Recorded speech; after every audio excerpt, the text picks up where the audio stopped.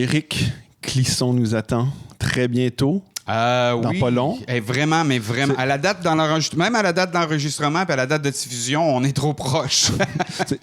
Aujourd'hui, on a la chance de rencontrer Riku, donc le directeur des communications du Hellfest. Mais avant l'entrevue, je veux juste te montrer quelque chose qui est, je pense, une des dimensions qu'on n'a pas très bien couvert jusqu'à présent. On le fait quand même un petit peu. Mais regarde, tu sais, pendant le Hellfest, le 19 juin, c'est la fête des pères. Oui. Ben oui. Le 18 c'est le 18 juin, ouais. C'est 18. Puis là, mon garçon m'a offert la Bible. Le Hellfest vu par les groupes édition 2022. Wow! Fait qu'il y a même des groupes de l'année dernière qui racontent c'est quoi pour eux le Hellfest, leur expérience et tout. Pendant que tu m'en parles, je vais le feuilleter. Écoute, j'ai trouvé ça extraordinaire. D'une part, merci Manu. T'sais, il me l'a donné d'avance là, parce que pour pas avoir à le trimballer jusque là-bas. Ben oui. Écoute, tu apprends plein d'histoires. Là, par exemple, Phil Anselmo, que moi je trouve que c'est un gros con. Et moi, je l'aime beaucoup. Mais tu sais, c'est le fun, il est interviewé à un moment donné, puis il raconte que, ben oui, bien des fois, il a été un gros con. Puis par exemple, à un moment donné, dans un show de Celtic Frost, c'est que Tommy J. Warrior, il est venu prendre sa place pour chanter à sa place sans l'avertir. Puis Tommy J. il était furieux contre lui, puis ils ne sont pas parlé pendant quelques années, jusqu'à temps qu'ils se retrouvent au Hellfest, où est-ce qu'on peut se réconcilier dans les loges, où est-ce que Phil Anselmo disait...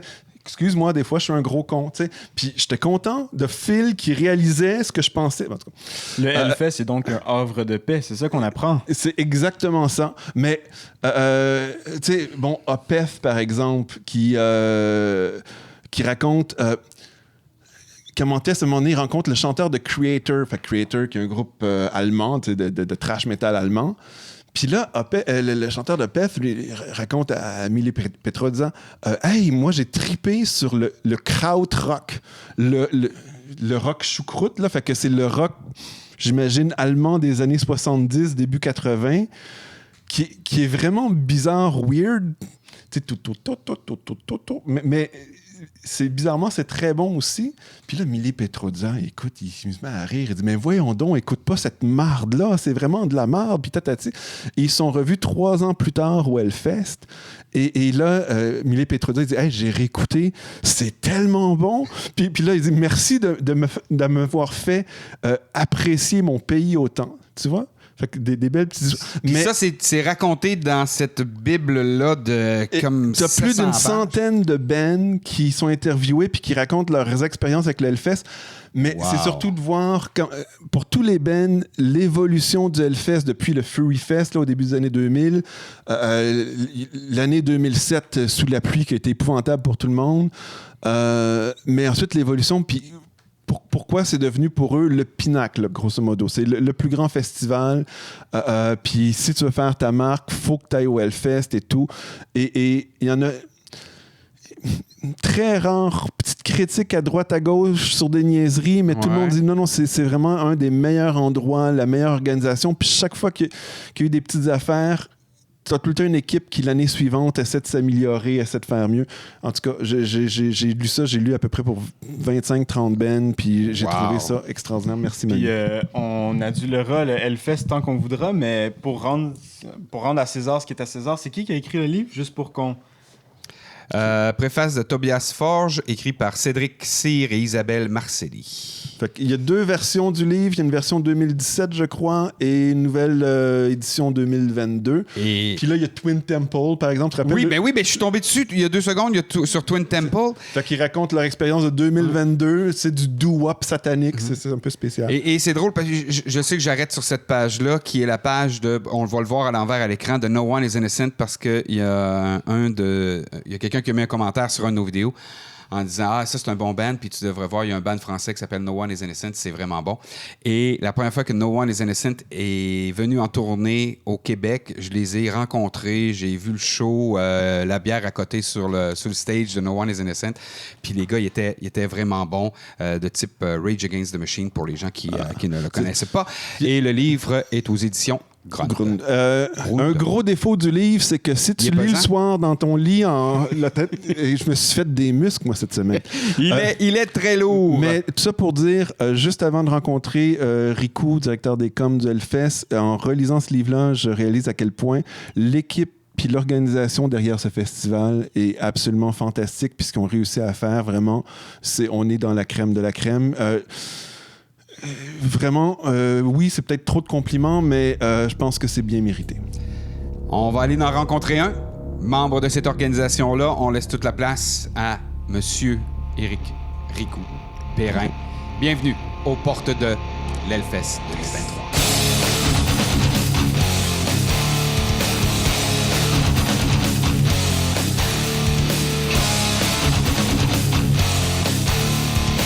Il a déjà répondu à 1 million de questions, mais en fait, c'est 1 million de fois la même question et on va essayer de lui poser des questions différentes. Il a participé à la première édition de Aux portes de.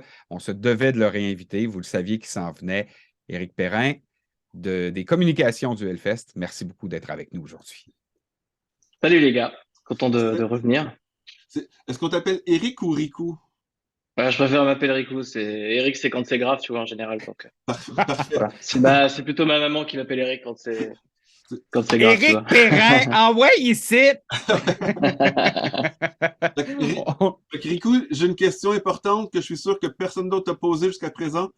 Comment était le bacon l'année dernière? Il était excellent, écoute, je l'ai mangé à la fin de l'édition, effectivement.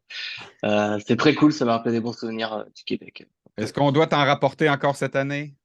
Ah bah écoute, avec grand plaisir. Ben voilà. Tu n'hésites pas. Est-ce que tu as une préférence entre bacon fumé au bois de pommier ou bacon fumé à l'érable mais avec sirop d'érable? Je connais pas avec le bois de pommier, donc écoute, je vais bien. Pour découvrir des nouveaux goûts, je suis toujours partant, écoute. Donc, Éric, rentrons directement dans le vif du sujet. Il reste 19 jours avant le début de l'édition. C'est fou, là, hein?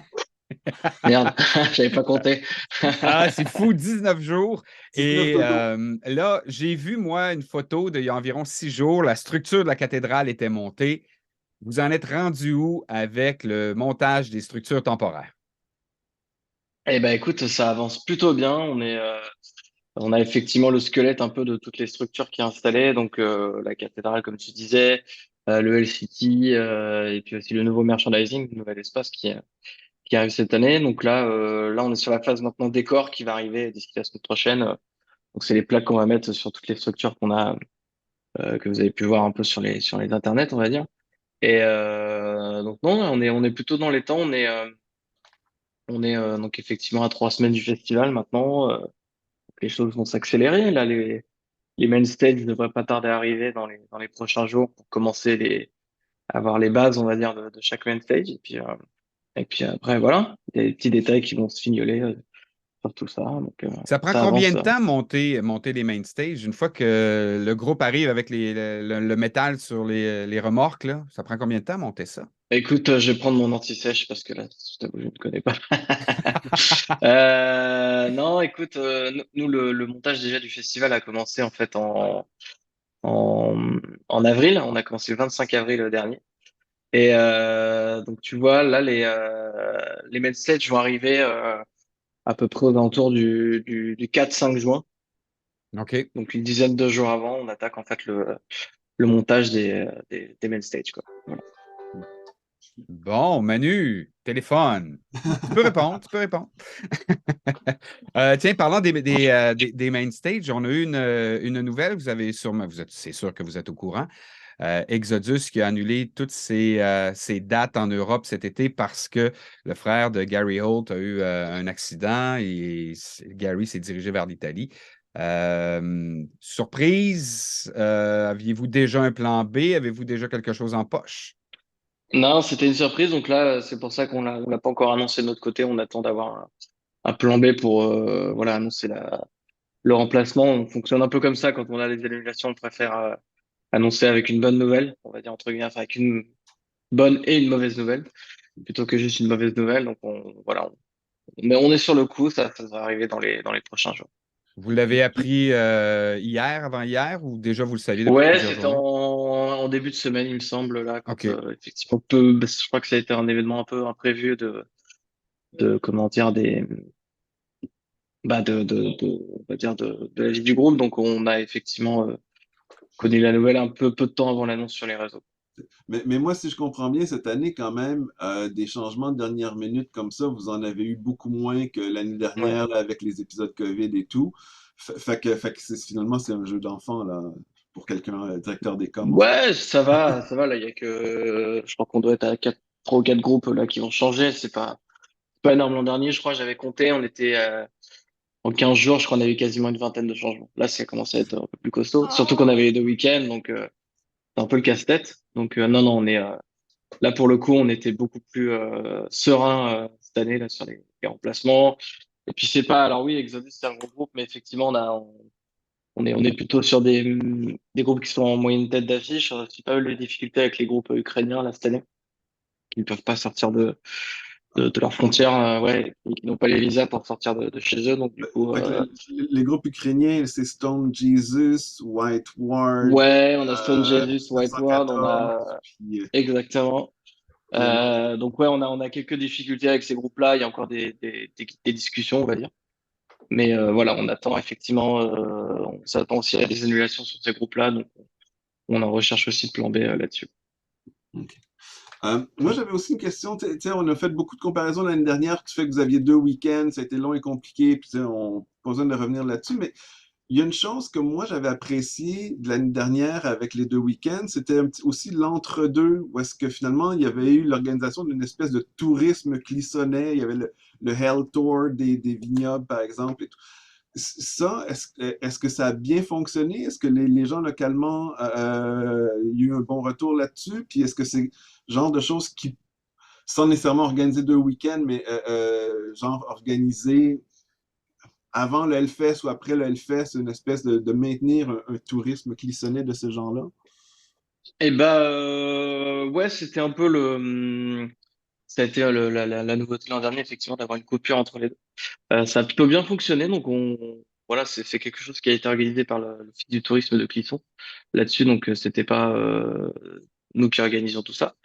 Donc là, je sais que cette année, ils remettent l'opération, mais plutôt en amont du festival. Ça va être plutôt pour les gens qui arrivent très tôt, comme là, en fait, le festival commence le jeudi officiellement, mais nous, on ouvre les portes dès la veille, donc dès le mercredi, pour que les OK. gens puissent s'installer au camping, voilà, au Metal Corner, etc.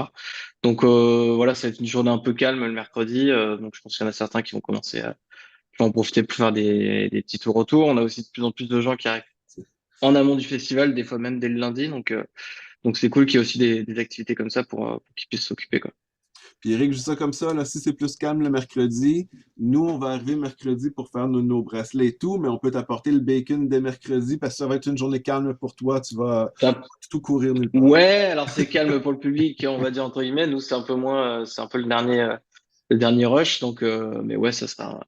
Il y aura pas d'activité et tout, donc on doit trouver un moyen un peu plus facilement, on va dire. OK. Et il faut absolument, même si tu en as parlé avec tout le monde, là, je veux parler du déplacement de la vallée. Parce que moi, mon inquiétude à moi, c'est le goulot d'étranglement au pied de la statue de Lémy. Est-ce que vous avez ouvert beaucoup d'espace pour qu'on puisse circuler plus rapidement, plus facilement dans ce coin-là? Ouais, on a une ouverture sur la gauche qui n'était pas jusqu'à présent. Donc, t'es pas obligé de passer par la statue de l'Émi. Il y aura une ouverture aussi sur le côté au niveau juste derrière le Hellfresh. Et aussi entre la vallée et puis la Warzone, ça communiquera. Donc voilà, tu pourras aussi faire un détour par la Warzone s'il y a trop de monde, sans souci. Mais voilà, on est effectivement sur une config un peu nouvelle cette année. Donc on va voir aussi comment ça fonctionne, hein. Je te cache pas que c'est un peu un premier test pour nous. Donc, mais voilà, on a quand même anticipé le fait qu'effectivement, il y allait avoir des passages un peu plus nombreux sur certains endroits. Donc voilà. Et bon, on connaît, nous, on a rencontré Greg, on a parlé avec lui de Muzinc, on a parlé avec Jack et Bob de Road to Hellfest, que tu connais bien. Mais est-ce que outre ça, tu as dû parler avec beaucoup de gens. Quel genre de retour les gens vous donnent sur cette nouvelle idée de déplacer la vallée un petit peu plus loin et surtout, tant qu'à moi, d'avoir une section merch dédiée, un grand espace? Eh ben écoute, au début, j'ai vu pas mal de gens un peu râler sur les réseaux, mais on est en France, donc c'est un peu un sport, tu vois. En C'est France, un sport national. on aime bien d'abord râler et puis ensuite on dit qu'en fait ça va. Et donc non, ouais, effectivement, on a eu un peu des petites inquiétudes parce que bah, il y a des habitudes qui se créent hein, forcément depuis 10 ans que la vallée est installée sous une tente. Mais voilà, on met en place quand même toutes les infrastructures nécessaires. Voilà, il y aura des zones d'ombre, des zones pour s'installer, pour se poser. Alors oui, ce sera plus sous un gros hangar, on va dire, avec une tente. Ça, il y aura plus que l'altar et la temple là-dessus. Mais l'idée, c'est aussi d'offrir une belle expérience parce que on va être quand même sur une zone qui va être aménagée avec de la déco, voilà, des nouvelles structures. Donc ça va faire partie aussi pas mal de la vie, on va dire, autour du festival. Donc ouais, on espère que ça sera bien, on va dire, ça sera bien, je dirais, perçu des gens, mais on était obligé en fait de faire ces changements parce que là, le merchandising, c'était plus possible. On avait vraiment pour le coup, des goulots d'étranglement vraiment sur le milieu du site dès les premiers jours parce qu'il y avait une queue tellement importante pour le merchandising, bah, ça bloquait l'entrée jusqu'au main stage. C'était en plein milieu du site, ça coupait le site en deux en fait. Ouais. Et on avait même depuis l'espace, on voyait en fait les queues, tu vois, les deux photos faites par satellite. Ah oui, hein? C'était un peu drôle. Ouais. Donc, donc ouais, on a essayé vraiment de trouver une solution qui convienne à tout le monde. Donc après, on est conscient que voilà, chacun avait ses petites habitudes. Donc voilà quoi. Et après, bah, l'idée c'était aussi donc une fois qu'on a pu déplacer la vallée, c'était d'avoir le merchandising qui pouvait être déménagé sur l'espace de la vallée. Donc là, on est en train de construire un tout nouveau décor. C'est le plus grand magasin éphémère d'Europe, pour information. Donc quasiment 50 mètres d'ouverture. Ça va être assez gros. Et puis on est parti d'inspiration un peu. Voilà, on appelle le sanctuary. Donc je vous laisse un peu imaginer ce que vous attendrez sans trop en dire. Mais voilà, c'est une belle, ouais, une belle structure qui va être sur le festival et qui sera encore plus impressionnante, quoi. Fait qu'il va-tu y avoir encore plus de pipelines de muscadet et de bière à ce moment-là? Alors ouais, du coup, elle est à la place des deux conteneurs où on avait le merch chaque année. On a installé deux nouveaux bars. Donc on a un bar à cocktail. Donc ça c'est cool. C'était pas mal demandé par les festivaliers. Et on a installé un bar à jus de fruits. Voilà, pour se désaltérer, pour ceux qui ne boivent pas d'alcool, voilà, qui veulent faire le Ce qui plein est de vraiment vitamines, pas une c'est aussi pas mauvaise mal. idée, hein, soit dit en passant. Je trouve aussi C'est que. ça. Parce que là, entre autres, Eric et moi, on était en train de faire notre listing des gens avec qui on doit prendre un apéro, puis on se dit si on prend une bière avec tout ce monde-là, on va être foutu pendant les 4 jours, là. Ben On voilà, tu verra pourras pas prendre un spectacle. un, C'est pas compliqué. On n'en verra pas un. Donc, tu prendras un jus, voilà, comme ça, et ça sera cool. mais Ah, la structure, excuse-moi Marc, mais la structure du merch, est-ce que ce sera une structure permanente ou ça fait partie des structures temporaires? Non, là, pour le moment, c'est temporaire sur cette édition, parce on n'avait pas de solution pour l'instant de la construire en dur, entre guillemets. Voilà, on verra par le futur s'il y a aussi des aménagements à faire en fonction de cette édition, voilà, des retours des festivaliers. Donc pour le moment, voilà, c'est en temporaire, mais on a quand même construit tout un décor autour, voilà, qui fera quand même son effet, j'espère. Et j'aimerais, excuse-moi Marc, je veux juste continuer sur le merch parce que là, j'ai une autre question. L'année dernière, puis Eric euh, aime la je, merch, tu sais. ouais, ben, je cherchais des chandails l'année dernière, puis là, ben, les chandails Halloween de en groupe arrivaient particulier, à on la l'a dernière cherché minute. longtemps. Oui, Blind Guardian, on ne l'a jamais trouvé. Mais est-ce que vous avez une entente avec les groupes pour que la marchandise de chacun de ces groupes-là arrive plus tôt que la veille de leur passage?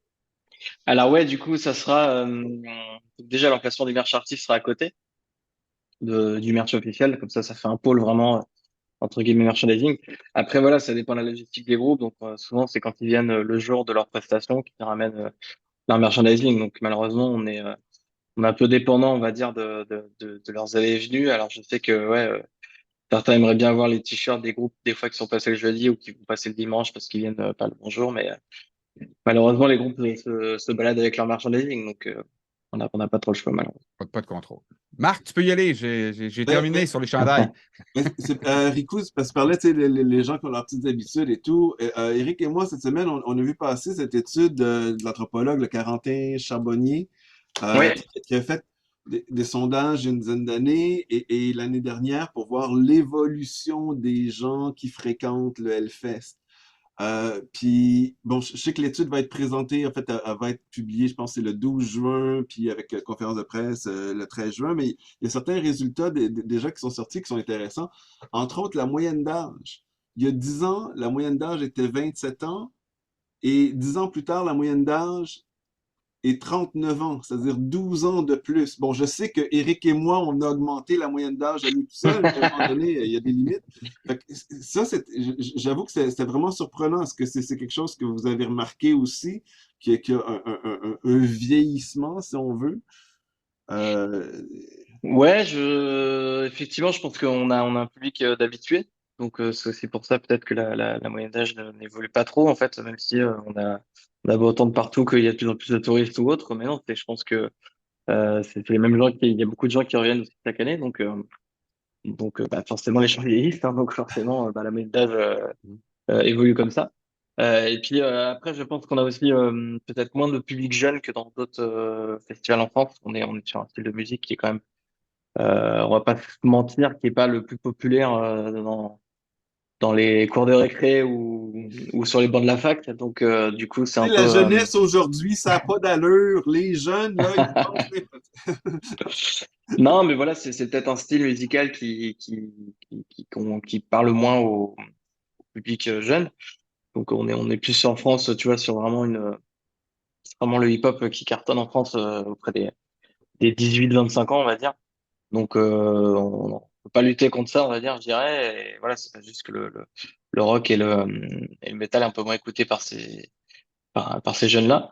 Donc, mais en fait, l'alternative aussi, c'est de montrer qu'on a quand même une scène qui évolue, avec des nouveaux groupes et tout. Donc, c'est pour ça qu'on a, entre autres, cette année Machine Gun Kelly, tu vois, qui est quand même un peu un ovni, mais qui parle du coup à un public plus jeune et qui, bah, en fait, va rentrer dans cet univers via des groupes comme ça. Donc, c'est un peu les Linkin Park ou justement les Sum 41 de ma génération. Voilà, c'est des groupes sur lesquels on arrive, parce que c'est des groupes un peu mainstream, voilà, qui passent à la radio ou qui ont beaucoup de succès mondial. Donc, du coup, tu rentres un peu par ces groupes-là et après, bah, tu découvres un peu tout ce qu'il y a derrière, des trucs un peu plus obscurs, des trucs de trash, de black, de death, de hardcore ou autre, quoi.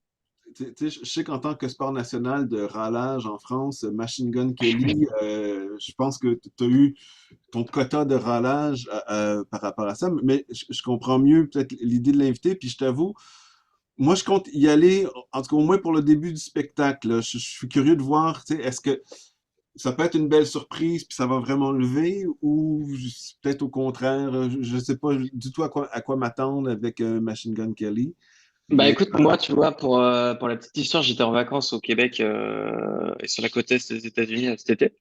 Et j'ai fait une journée à Oshéaga, que vous connaissez bien, je suppose. Et donc, il y avait Machine Gun Kelly qui était programmé, donc je suis allé avec un ami. Et en fait, bah, pareil, j'avais aussi pas mal d'a priori sur lui. Tu vois, j'ai écouté deux, trois morceaux, j'avais pas accroché plus que ça. Et en fait, je suis resté pour voir le show, tu vois, pour pas mourir bête, et puis pour aussi un peu voir, voilà, quand même ce que ça donnait. Puis j'étais quand même bien surpris, quoi. J'ai passé plutôt un bon moment, tu vois. J'ai trouvé que c'était un peu un Motley Crue des années 2020, quoi. Tu vois, c'est un peu. En plus, tu vois, c'est hasard du calendrier, c'est qu'on a réussi à le caler la journée où passe Motley Crue. Et comme c'est lui qui a joué Tommy Lee dans le biopic sur Netflix, tu vois, il y a aussi une petite histoire avec lui, quoi. Donc il joue juste avant Motley Crue, enfin ou juste après, je sais plus. Et donc ouais, j'ai trouvé que c'était un peu le show à l'américaine, tu vois, comme on dit nous en France. Tu vois le côté entertainer avec des effets dans tous les sens, de la pyro, des confettis, des structures gonflables sur scène, etc., des solos, voilà un peu d'ego trip et tout. Et je trouve que ça fonctionne plutôt bien. Et je pense que justement on va avoir des gens qui vont être assez agréablement surpris. Ça joue hyper bien sur scène, je trouve. Enfin, il est accompagné de très bons musiciens, donc voilà, surtout la guitariste soliste là qui est pas mal connue sur TikTok notamment. et qui vraiment assure bien le show. Donc non, vraiment, pour moi, c'était un bon show rock'n'roll, tu vois, à l'ancienne, mais avec les codes un peu de maintenant. Et il y a un côté Blink aussi, tu vois, très pop-punk notamment. Et en fait, ouais, je trouve que c'est assez cool sur scène. Donc je pense qu'il y aura un petit côté un peu, on va dire, surprenant, je pense. L'expression que je retiens, c'est pour ne pas mourir bête. Je pense que je vais aller juste faire un tour là-bas pour ne pas mourir Bah bête. voilà, écoute, tu peux pas. Moi, j'ai toujours eu ce côté un peu décalage entre la scène et puis ce que tu entends en disque. Il y a des groupes que je peux pas écouter en, en live et que j'adore en disque, et inversement, en fait. Mm. Et je trouve que bah, c'est un groupe ouais, que j'apprécie pas non plus en disque comme ça, en streaming. Et puis en live, je trouvais ça cool. J'ai passé un bon moment, donc pourquoi pas. Euh, Et est-ce qu'on peut s'attendre dans les éditions suivantes à ce même effort de renouvellement avec des bands qui font plus jeunes ou même avec des bands qui ont un son plus innovateur, etc. Ou est-ce que c'est moins, on focalise moins là-dessus, disons? Non, bah justement, nous on essaie toujours d'avoir ce côté un peu laisser la place aussi à la nouvelle génération. C'est pour ça qu'on a, tu vois, l'an dernier, on a mis Ghost et Gojira en tête d'affiche.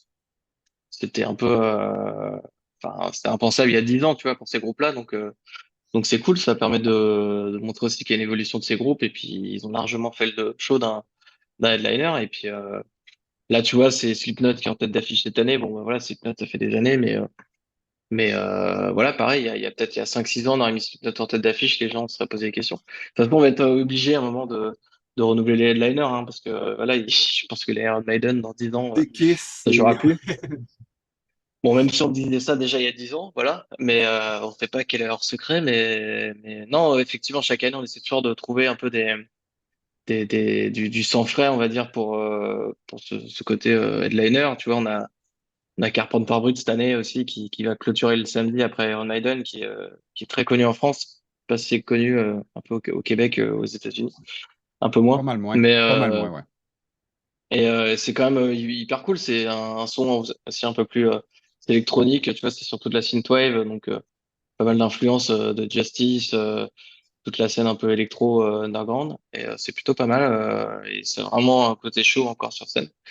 Donc ouais, voilà, tu vois, enfin, on a toujours des groupes un peu ovni qui se rajoutent dans l'affiche. Et puis l'idée, c'est aussi, nous, on essaie toujours d'avoir des nouveautés chaque année. Tu vois, on a 50% de la prog cette année qui est jamais venue au festival. Puis, Mais Rico, juste une petite parenthèse, là, tu as mentionné Gojira, tu sais, Gojira qui est beaucoup moins connu en Amérique du Nord qu'en France, évidemment.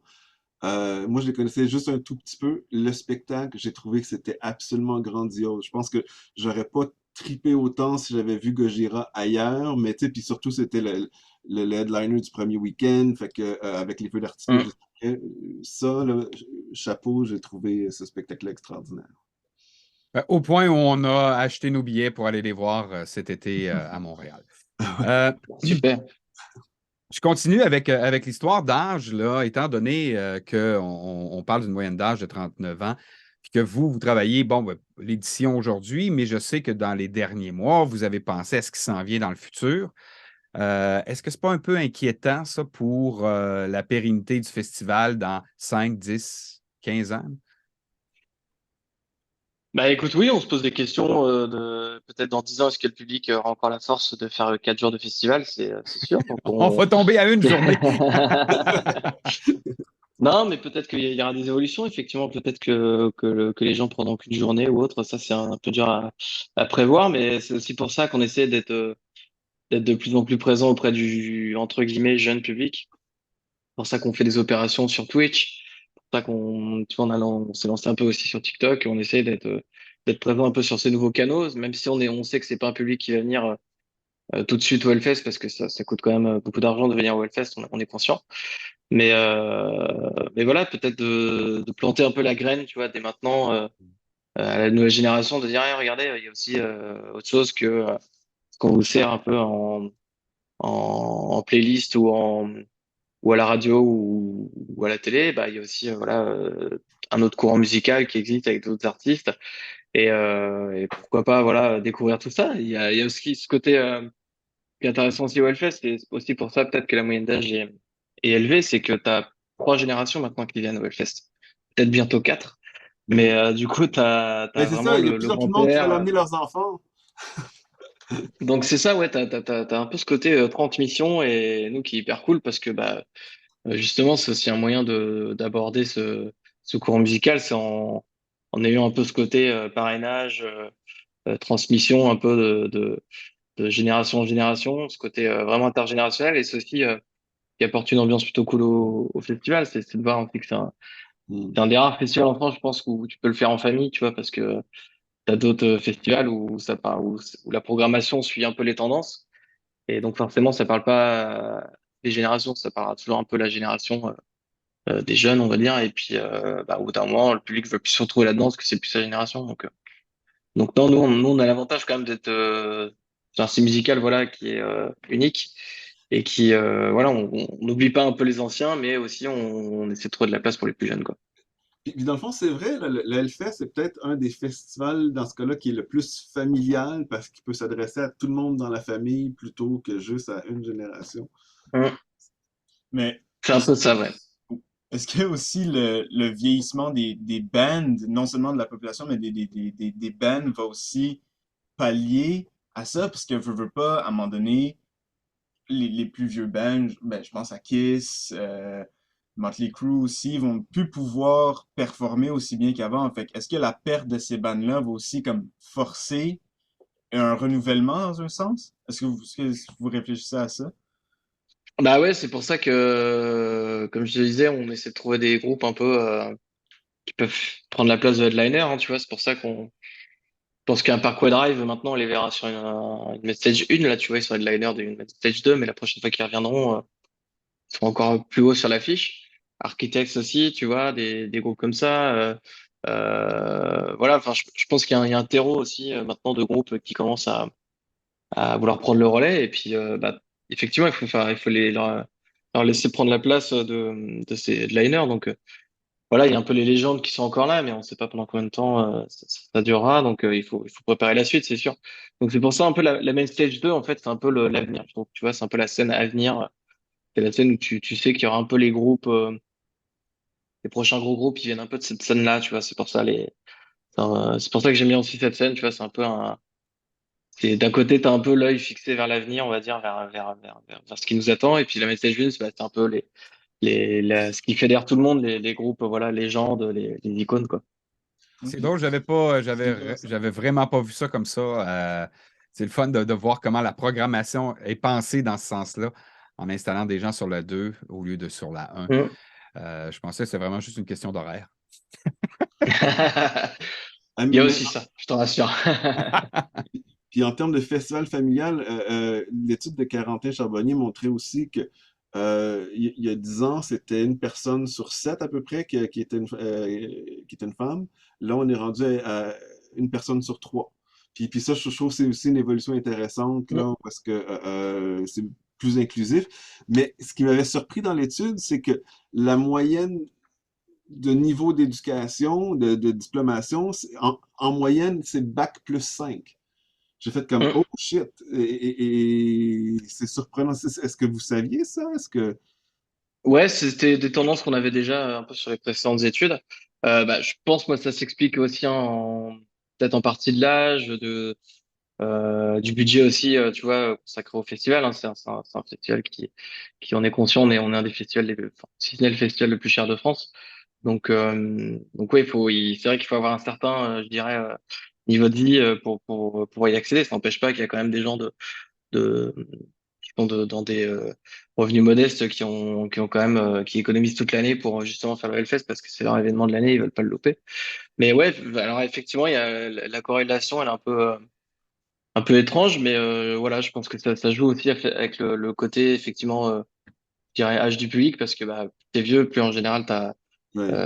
c'est que tu as eu le temps de faire des études, on va dire voilà, si par rapport à un festival plus jeune où les gens sont encore en études ou on finit assez tôt C'est les sûr qu'à études, 18 ans, t'as pas un bac plus 5 là. Ah, puis en passant, bac plus c'est 5, un peu l'équivalent rare, ouais, d'une voilà, maîtrise ici Ouais. au Québec, là. L'équivalent, c'est ça. ouais, c'est ça. Puis il disait que presque 50% des festivaliers sont des cadres.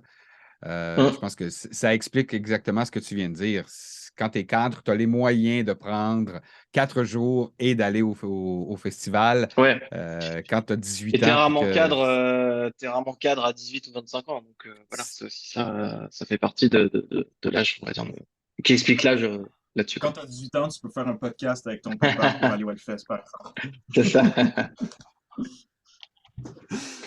Euh, moi, Eric, en fait, moi, Eric Mignon, il y a une question que je vais poser à Riku, que je trouve bien importante. C'est par rapport à la place du Québec dans le Hellfest. On a une scène métal que je trouve extraordinaire au Québec. Et là, à chaque année, bon, l'année dernière, il y avait un groupe du Québec, Deadly Apples, qui était là. Cette année, il y a Voivode, euh, ce qui est bien, mais en même temps, je me dis, il y aurait moyen de tisser des liens un peu plus serrés avec la scène québécoise. Puis je voulais savoir, est-ce que c'était quelque chose sur vos radars? Parce que si nous, on peut collaborer, vous aider de quelque façon que ce soit à ce niveau-là, ça nous ferait grandement plaisir. Wow! Tu nous en mets Bah ses écoute, ouais, épaules, là. avec grand plaisir. Écoute, hein, c'est vrai que nous, le Québec, bah enfin, je pense que la France a une bonne affinité avec le Québec, donc c'est aussi cool de voir des gens qui viennent de là-bas sur le festival. Donc nous, après, bah, voilà, on est toujours un peu à l'écoute des tournées de groupes et tout. Donc je sais que dans le contexte actuel, c'est assez compliqué de faire une tournée en France voilà, de trouver les moyens les contacts pour pouvoir faire voilà, une tournée assez rentable, entre guillemets. Mais ouais, nous, on est bien à l'écoute. On a des yeux un peu partout et des oreilles surtout pour voir un peu ce qui se passe dans différents territoires. Mais ouais, je sais qu'au Québec, il y a une scène, on va dire, très vivace, on va dire. Et puis, mais là, j'ai l'impression qu'on est un peu à l'envers. On est plutôt la France qui envoie pas mal de monde au Québec, là. Parce que là, je voyais les Pogo Car Crash Control avec qui on était en tournée Oui, sur la warm-up, là, en France, avec qui Rouge font une tournée, Pompier. justement, ouais, voilà, qui font une tournée au Québec, là, de pas mal de dates. Mais qui viennent au Québec pendant que nous, on est au Hellfest. Ah, bah mince. Donc, tu les verras pas. Mais en même temps, je me dis, hey, ben, à ce moment-là, il faudrait créer une espèce de satellite québécois du Hellfest parce que Bon, il on va repart envoyer avec cette quelques idée-là. bands, mais en même temps, on met quelque chose. Tu sais, étant donné que vous filmez certaines des performances, là, tu sais, dans la salle VIP, à un moment donné, Hum. le main stage est tout le temps présenté et tout. Je veux dire, on pourrait télédiffuser ça avec un club au Québec. Puis, Oh non, quand même pas, quand même pas. non, mais tu sais, On aime bien quand c'est sur le terrain, nous, tu vois, non, mais tu sais, on peut en arriver là. tu peux avoir, tu sais, parce qu'oubliez pas, il y a 6 heures de décalage, fait que ça peut être compliqué aussi, tu sais. Mais Les concerts à 10 heures du matin, ouais, c'est pas ça. c'est ça. Fait que, tu sais, en après-midi, on peut regarder le headliner en prenant un apéro tranquille, puis en soirée, ben là, on a des vrais bands qui jouent, puis tu sais, on peut se faire une vraie journée, en tout cas.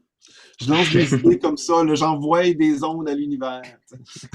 Mais ça revient aussi à une question qu'on se posait, Manu, moi et Marc. Puis c'est ce que tu viens de dire. Il faut que les groupes soient en tournée en Europe pour que vous puissiez les mettre à votre affiche. Est-ce que ça arrive Hum. que vous prenez un groupe en particulier et dire est-ce que tu peux venir faire une seule date, puis c'est chez nous? Ouais, ça, on arrivait à le faire dans certaines, on va dire, dans certains cas. Après, là, effectivement, déjà, d'un point de vue écologique, c'est pas hyper bien vu de dire, bah, venez juste pour une date, au, au Hellfest et puis repartez au Québec, quoi. Tu vois, maintenant, c'est un peu compliqué. Et puis, bah, il y a des questions de coût aussi, hein, bien sûr, de faire venir juste pour une date. C'est extrêmement coûteux de faire venir du matériel, des gens, une équipe, pour une seule date, c'est un peu compliqué. Donc, maintenant, c'est des groupes qui ont besoin voilà, de pouvoir faire plusieurs concerts on va dire, en Europe pour amortir les coûts liés au transport, à la production, parce nous, on va leur proposer un tarif, mais derrière, voilà, eux, ils ont beaucoup de charges à payer, etc. Donc, c'est quand même une économie qui est assez fragile. Donc, maintenant, on va pouvoir de moins en moins le faire. Le côté un peu one shot. Donc, Fait que grosso modo, ce que tu es en train de dire, c'est que cette idée d'avoir des exclusivités avec des bands pour un festival européen, ça fonctionne pas beaucoup. C'est plutôt une collaboration entre les festivals. Ben, si on prend pour qu'un mm. artiste qui vienne ben, puisse faire finalement le tour et que ça devienne un peu plus rentable à ce moment-là. Ouais, c'est ça. Et puis, comment dire, ouais, ouais, c'est effectivement écologiquement, ouais, c'est pas super foufou. Donc, Donc on essaie aussi d'être vigilant là-dessus. Et puis voilà, il y a ouais, effectivement des questions de coût. Tu vois, si on met beaucoup d'argent pour un groupe euh, voilà, qui effectivement vient faire une seule date, il faut que ça soit un truc qui marque le coup, tu vois, parce que si c'est un groupe qui est un peu petit ou qui est en middle, bah, ça a un peu moins d'impact de l'avoir voilà, en one shot, entre guillemets, que si venait sur une tournée, quoi. Ok. Et est-ce que là, parce qu'il y a beaucoup de festivals en Europe autour des mêmes dates, là, je pense évidemment à Wacken, mais aussi au Download Festival. Mais est-ce que, par exemple, disons avec Ginger, par exemple, qui va être à Wacken cette année, qui était là l'année passée, mais qui ne va pas être au Hellfest cette année, est-ce que il y a une communication autour de ça? Il y a une organisation? Ou est-ce que vous essayez simplement de sortir du C'est- lot par vous-même? puis peut-être pour reprendre cette question-là, c'est sur Ginger, c'est est-ce que il y a des bands, on dirait qu'ils font la moitié des festivals européens une année, ils font l'autre moitié la deuxième année. Hein. Est-ce que c'est comme ça que ça fonctionne? Est-ce que c'est comme ça que c'est organisé? Ouais, bah, comme tu disais, il y a beaucoup de non sur une période assez dense. On a alors le Wacken, c'est plutôt au mois d'août, plutôt sur la mi-fin août, donc on est quasiment 2 mois avant eux. Donc en temps, ils ont le temps de caler une tournée européenne, une tournée américaine, je pense. Mais non, on est plutôt sur le grass pop, effectivement le rock am ring aussi, qui est un peu dans cette zone-là. Donc on essaie bah, effectivement de se parler entre nous, de voir bah, quelles sont les opportunités chaque année, les offres et tout. Donc, on travaille un peu là-dessus. Mais non, on n'est pas. On a effectivement, je pense qu'en Europe, ouais, t'as les groupes essaient de pas faire les mêmes festivals chaque année parce que sinon il y aurait aucun intérêt. Et nous, ça nous conviendrait pas non plus. Donc, ouais, ils composent un peu. Il y a tellement aussi de festivals maintenant qu'il y a un peu l'embarras du choix. Tu vois, et maintenant, c'est vrai que nous, on est arrivé à une période où, en 2006 où il n'y avait pas beaucoup de festivals en Europe de métal. C'était un peu calme. Donc, c'est pour ça aussi qu'on a su sortir du lot. Maintenant, on commencerait maintenant. Il y aurait beaucoup plus de concurrence. Il y a aussi des festivals maintenant en Espagne, au Portugal, dans des pays des fois où on n'avait pas de proposition. Donc maintenant, il y en a tellement que presque les artistes, des fois, ont l'embarras du choix d'aller là où ils veulent, quoi. L'année dernière, tu nous avais parlé un petit peu la guerre entre les bands au niveau de la grosseur du nom pour le headlining. Est-ce que ça a bien été cette année en termes de dispatch des différents bands ou il y a eu encore cette guerre entre différents groupes? On veut des potins. Non, bah écoute, il y a effectivement des fois des groupes qui veulent leur logo un peu plus petit, enfin, qui veulent plus gros que certains groupes. Donc je dirais pas de nom, mais ouais, il y a un peu des petites batailles d'ego là-dessus, mais c'est rien non plus de difficile. Là, on est un peu sur du détail, mais voilà, parce que c'est aussi des affiches, voilà, voilà, dès que ça sort, les logos, bah, c'est ce qui ressort le plus. Donc voilà, moi je t'avoue que ça m'arrangerait que tout le monde soit avec la même typographie, ce serait parfait. Mais bon, c'est pas près d'être le cas, on va dire pour le moment.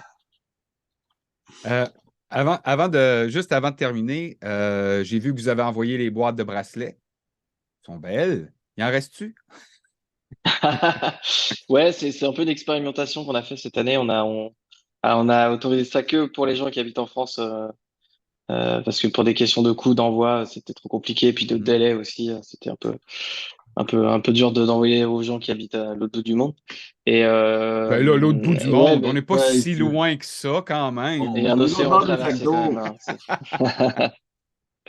Non, il y a effectivement, on a laissé en France, c'est que aux gens qui ont acheté leur passe 4 jours. Donc, c'est pas ouvert aussi aux gens qui ont des passes un jour, qui ont des passes médias comme vous ou autres. Voilà, donc, c'est une expérimentation qu'on a fait cette année pour déjà, voilà, avoir un peu moins de monde qui va avoir besoin de faire poser son bracelet. Donc, ça permettra aussi, bah, de fluidifier l'entrée principale, voilà, d'avoir moins côté attente dès le premier jour, voilà, là-dessus. Et puis voilà, on va voir comment ça fonctionne une fois sur place. Si on est satisfait du résultat, ben, on pourra agrandir l'expérimentation, faire ça peut-être aux gens qui ont des passes un jour, notamment, proposer ça dès la vente des billets aussi, d'avoir ça en fait. Parce que là, on l'a proposé un peu tard, tu vois, on l'a proposé au mois d'avril, mai. L'idée serait de le proposer dès la mise en vente, comme ça, bah, t'achètes ton billet et tu payes une option pour recevoir ton bracelet en avance. Comme ça, nous, on permettra de l'envoyer plus tôt. Ça permettra aussi de travailler des boîtes un peu plus, avec un peu plus de goodies et de cadeaux dedans. Donc.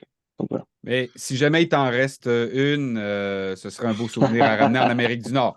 Je dis ça comme ça au passage. T'envoies le message qui nous va. Je verrai les stocks, écoute, on verra ça.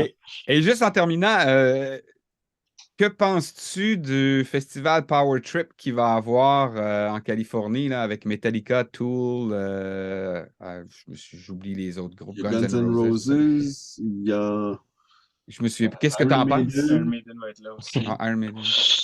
Eh belle affiche, écoute. On aimerait bien avoir la même une année, mais bon, juste dommage qu'il y ait que deux groupes par soir. Nous, on aime bien aussi en mettre. Ouais. On aime bien avoir de la qualité, mais aussi de la quantité. Donc voilà.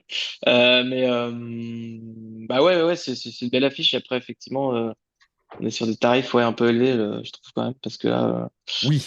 ouais, j'ai encore regardé les prix tout à l'heure. On est à quasiment 600 dollars juste pour le General Admission. Et le General Admission, t'es vraiment un peu comme si t'étais au niveau de la Grande Roue chez nous, quoi. Donc c'est-à-dire que tu vois pas du tout les scènes, quoi. Pas Non, juste des écrans géants. Donc un peu cher la soirée, on va dire, à chaque fois. Mais ouais, écoute, ça montre aussi que je pense que des festivals comme les nôtres ont encore leur place parce qu'on est déjà de une, on est indépendant, tu vois, on n'appartient pas à gros groupe. Là, je sais que le Power Trip, c'est Golden Voice, donc c'est la société qui organise Coachella notamment. Voilà, nous on organise que le Hellfest dans l'année, tu vois, à part la warm-up, voilà, qui est un petit événement entre guillemets. Mais ouais, on est plutôt sur un festival ouais, qui est un peu hors norme et nous on est content d'exister parce qu'on montre aussi que ouais, le festival c'est cher, voilà, on est à 329 € cette année pour le prix du billet. Mais voilà, on propose 180 groupes, on propose 4 jours, on propose 6 scènes.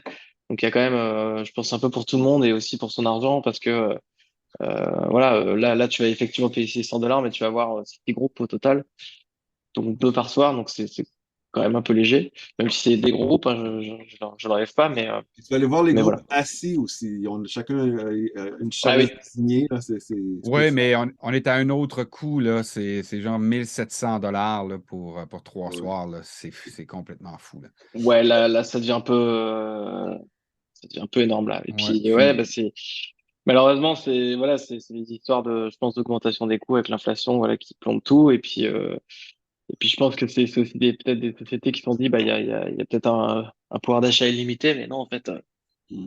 les gens sont quand même limités par des moyens et voilà, non, mais les gens ont répondu tu peux pas. présent, vous, malgré l'augmentation du coût, qui est quand même pas si exorbitante. Les gens ont Mm. répondu présent, c'est encourageant. Ouais, effectivement, nous on a dû augmenter de 40 € le billet cette année parce que sinon le festival pouvait pas se faire. Donc on avait une crainte effectivement, c'était que les gens voilà que le succès soit pas au rendez-vous, que voilà il y a peut-être un ralentissement au niveau des ventes. Et finalement non, il y a même eu plus rapidement encore que l'an dernier. Donc on était assez surpris et content à la fois aussi de la confiance que les festivaliers ont continué à nous donner. Mais ouais, malheureusement nous voilà on est face à des coûts à des logiques d'organisation qui nous obligent à faire ça. On ne fait pas par plaisir, on est conscient aussi de l'impact que ça a. Donc voilà, si on pouvait maintenir un tarif chaque année, ça serait très parfait. Mais malheureusement, voilà, il y a des tendances inflationnistes et là-dessus, on doit malheureusement suivre le pli. Et voilà, c'est le festival à la fin qui trinque malheureusement. Mais Rico, voilà, on essaye aussi de proposer de nouvelles choses aussi, de ne pas rester sur nos acquis. C'est aussi pour ça qu'on fait ce métier. On est là pour proposer et continuer à vendre du rêve aux gens, quoi. Rico, en conclusion, la dernière question, justement pour rester sur nos acquis, un Hellfest 2023, un bon coup dont vous êtes particulièrement fier pour l'édition qui s'en vient. Un bon coup, c'est en programmation plutôt? En programmation ou en organisation, quelque chose Ah, de nouveau dont vous êtes particulièrement fier cette année. eh ben écoute, on verra à la fin du festival déjà si ça a marché pour être fier de ça. Mais non, bah écoute, on est super content déjà de pouvoir enfin déménager la vallée, agrandir cette zone. En fait, ouais, effectivement, on agrandit la vallée, mais on gagne aussi du terrain. Donc on gagne quasiment 1 hectare de terrain et on n'augmente pas la jauge. Ça, c'est aussi important. C'était pour fluidifier un peu plus l'espace. Donc on est content que ça permette aussi voilà de fluidifier l'espace. on gagne quasiment 10% de terrain pour augmenter la jauge. Donc, on espère que ça se sentira aussi au niveau du public, que ce sera plus simple pour se balader, on va dire, sur le site.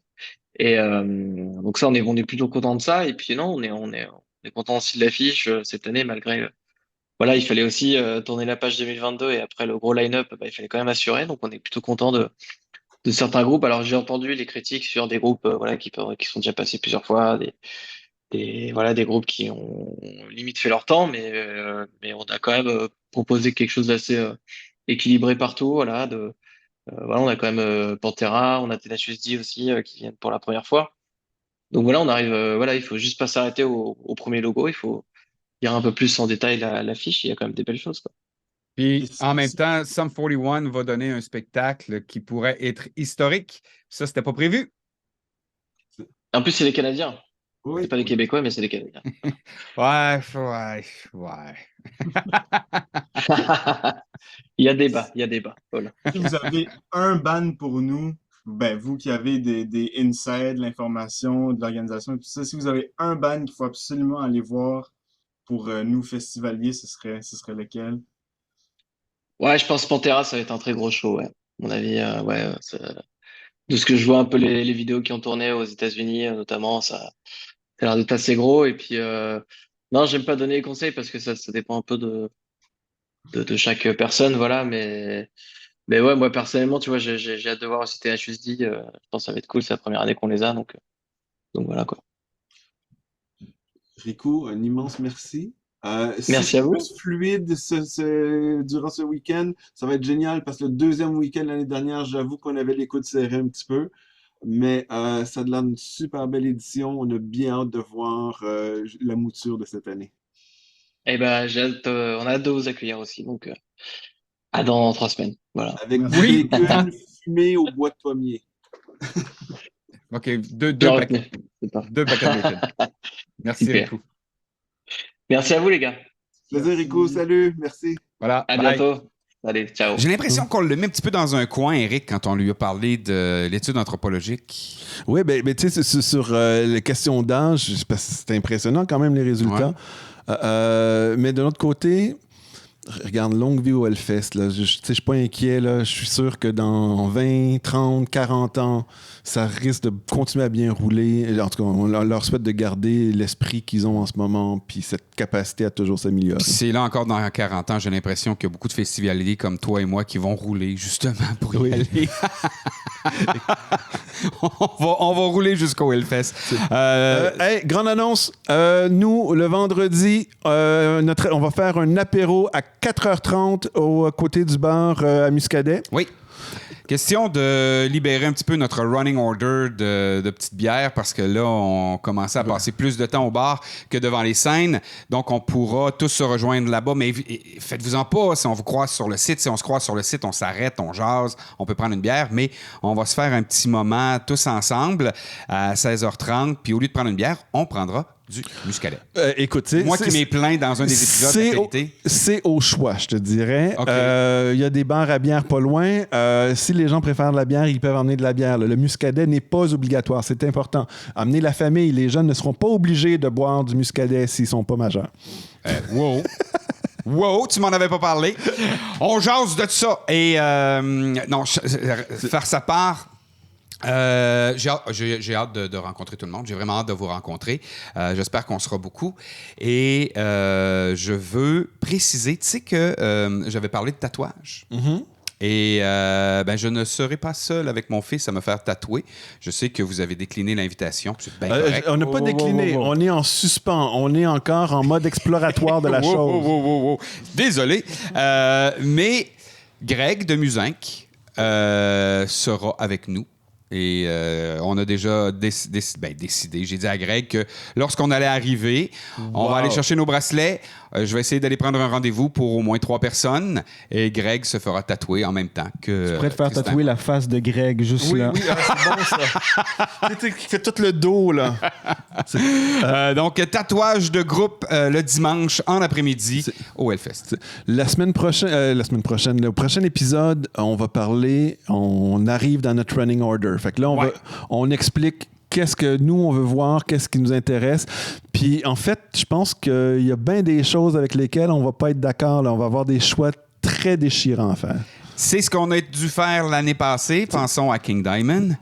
Tu l'as toujours pas accepté. Je l'ai toujours sur le cœur. Vraiment. Mais Chris, il fait juste des messes sataniques à faire venir le démon. Quand ça fait 3 fois que tu essayes puis qu'il vient pas, je veux dire, on va aller voir une autre scène à un moment C'est donné. bon! Et voilà, c'est comme ça que ça va se passer dans le prochain épisode. Les running order des 2 gars, des 4 gars de Aux Portes de... Attention, les running order. C'est vrai que ça se dit un running order. Merci d'être là à Aux Portes de. Vous pouvez nous suivre sur les médias sociaux. Également, nous écouter en version audio sur Spotify et sur Apple Podcast. Et juste avant de partir, parce que je ne l'ai pas encore fait, merci aux gens du 5e Baron et le podcast Le 2e étage de nous laisser utiliser l'espace. Là-dessus, on va aller sortir notre running order. À bientôt.